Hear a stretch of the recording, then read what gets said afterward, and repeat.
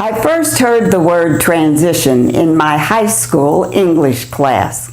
Mrs. Lanigan told us if two thoughts are connected, then the transition is the word or words that link the two thoughts together. Example, I went to the mall. In addition, I had sex with a Sears electronics clerk. The action in the Sears storeroom isn't the point. The point is that the words in addition provide the transition connecting two actions. That second action, incidentally, didn't really happen, but I love to fantasize. Musicians use the word transition when they change keys or rhythms or vocalists. Roseanne sings the national anthem. Then the Vegas Golden Knights Venetian gondolier sings it. A miracle of transition happens. Another meaning of the word transition became popular in recent years. Bruce Jenner became Caitlyn Jenner because he underwent a physical transition, meaning some old things were gone and some new things arrived. Not long ago, a friend was very ill, and I noted that the folks from her hospice at one point said my friend was in transition. They meant that my friend was in the final stage of her illness and sadly would soon pass away. I liked that use of the word transition. My friend was quite religious. She had pictures of the Virgin Mary on her bedside table and on her bureau and in her wallet too. Somehow the word transition seemed appropriate. Alice was transitioning to become an angel with God. But what about those of us who aren't so angelic and don't have religious figures around the house? Obviously, at some point, we too will undergo an end-of-life transition. I like to think the man or woman upstairs is generous and knows we aren't all candidates to sit on the right hand of the Almighty. I think our transition will simply be in terms of having at least one transition wish granted.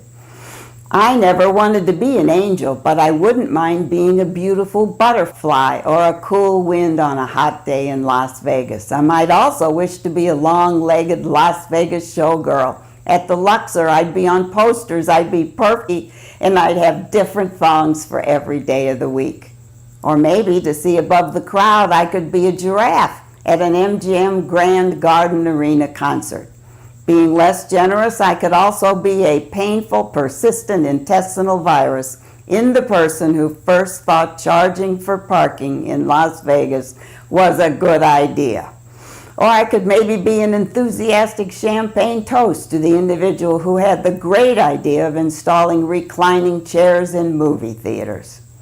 I know I'd like to be the happy tale of a rescued dog who just got adopted by a lonely retiree. I'd like to be a rainbow over Mount Charleston. I'd like to be Clint Holmes' smile. I'd like to be the button that turns on the dancing Bellagio fountains. I'd like to be all the love and patience I see at the Las Vegas sign.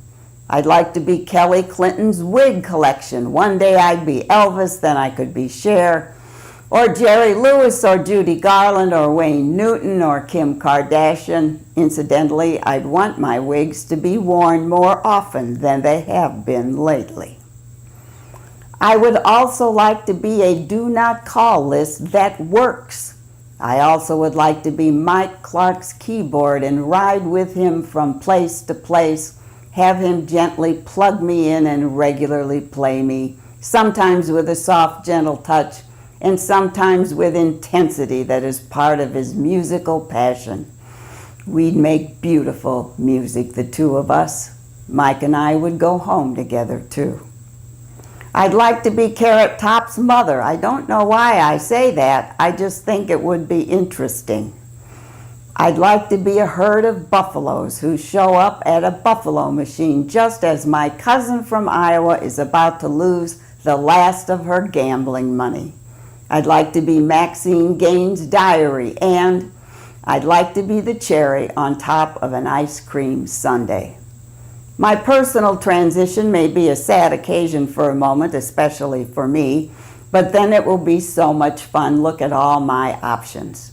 Furthermore, Lots of Sears stores have gone to heaven in recent years, and my chances of visiting a clerk in a storeroom are looking better and better. See you next time.